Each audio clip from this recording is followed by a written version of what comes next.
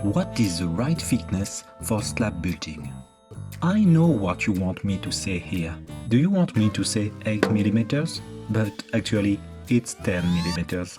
There you go, thanks for watching, don't forget to subscribe and like the video. No, of course not. You know it can be that simple. The real answer is, it depends. What matters is choosing the right thickness for your project. That's what we are going to look at now. So, among these three parts, which one do you think is the best? This one is thin and elegant, that one looks strong, and this one is somewhere in between. My guess is that most people would choose this one. And honestly, most of the time, that would be a good answer. It's balanced and it would work well in many situations. But that doesn't mean the other two are wrong. All three are good if you choose the thickness for the right reason. The key is to understand the pros and cons and adapt your method to the clay, the shape, and your own way of working. Let me explain. I often see beginners making very thick pots to prevent warping.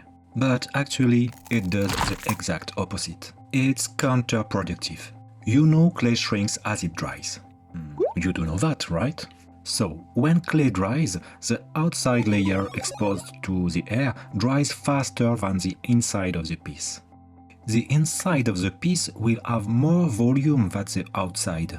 That difference in volume creates warping or micro cracks that cause the piece to break during firing. Look at this pot from my early days. It's from 2010, and look at how thick these walls are. It's huge. You can immediately tell it's beginner work. And what you see inside? Exactly, cracks.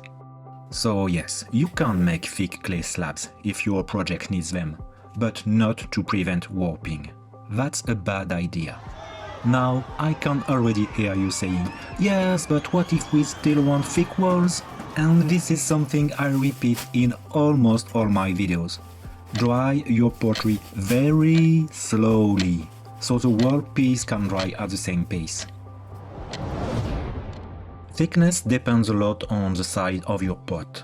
Your slab thickness needs to match the size of the pot, but it's also a matter of preference, comfort and habit. What really matters is, can you handle your slab easily? For a small pot, 4 to 6 mm is pretty good, and for larger pots, 10 to 50 mm is more suitable. But here is the problem. Thicker also means heavier, and heavier means harder to handle. This pot is quite large, but the walls are less than 10 mm thick.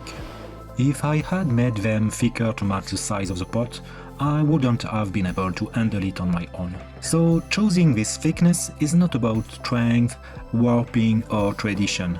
Here it's mostly about comfort. My comfort and my back.